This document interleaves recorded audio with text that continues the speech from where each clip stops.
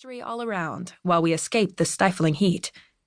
From there, we could see across the Harlem River to the Bronx and across the Hudson River to New Jersey.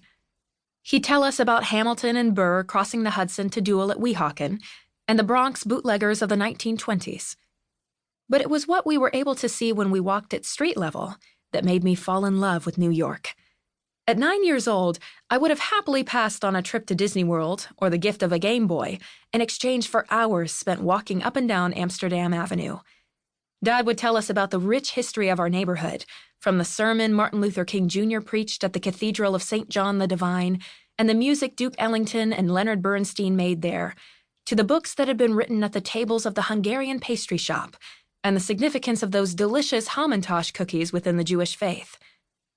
Most Saturdays, the four of us would sit and eat apricot Linzer tarts, except for my mother, who always chose the dense chocolate sucker tort, at one of the metal tables on the sidewalk, and then burn up our sugar intake with a walk or bike ride through Morningside Park.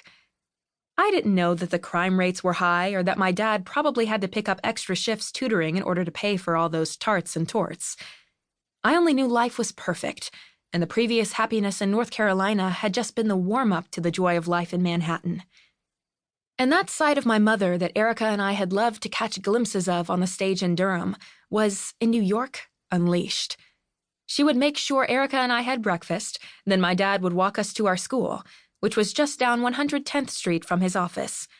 Then, most days, Mom would change into our audition clothes, take the train from the 116th Street station to Times Square, and spend the day dancing, singing, and acting her heart out at cattle call auditions. She took classes in all those things, too, despite the fact that she was more qualified to teach them than almost any of her teachers.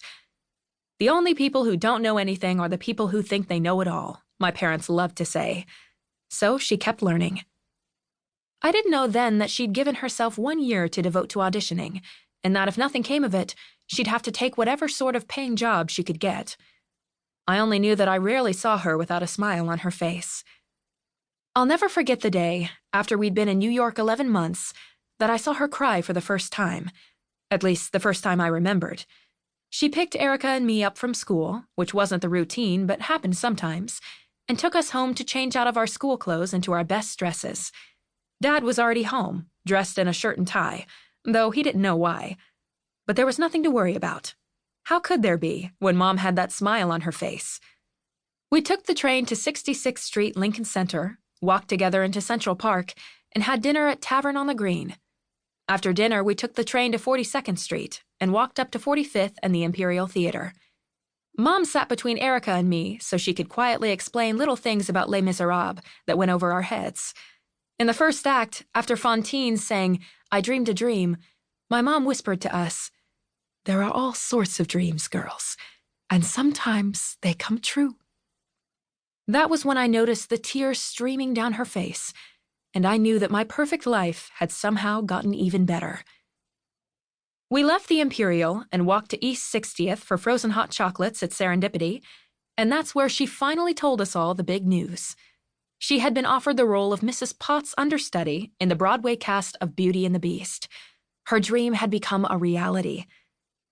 That reality lasted exactly 4 days, and then she found out she was pregnant with Taylor.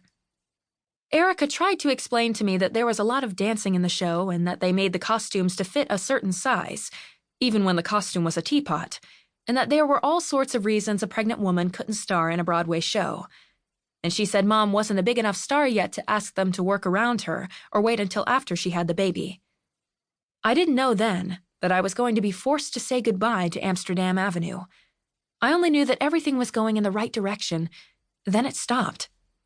Within a few months, we were back in North Carolina, and my dad was teaching at Duke. Mom was always there to tell us to brush our teeth.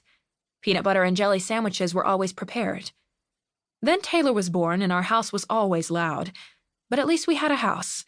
That's what my parents said whenever I complained about not being able to hear my friends when I was talking to them on the phone, or when I had to go to my room and watch Boy Meets World on the little portable television Erica and I shared.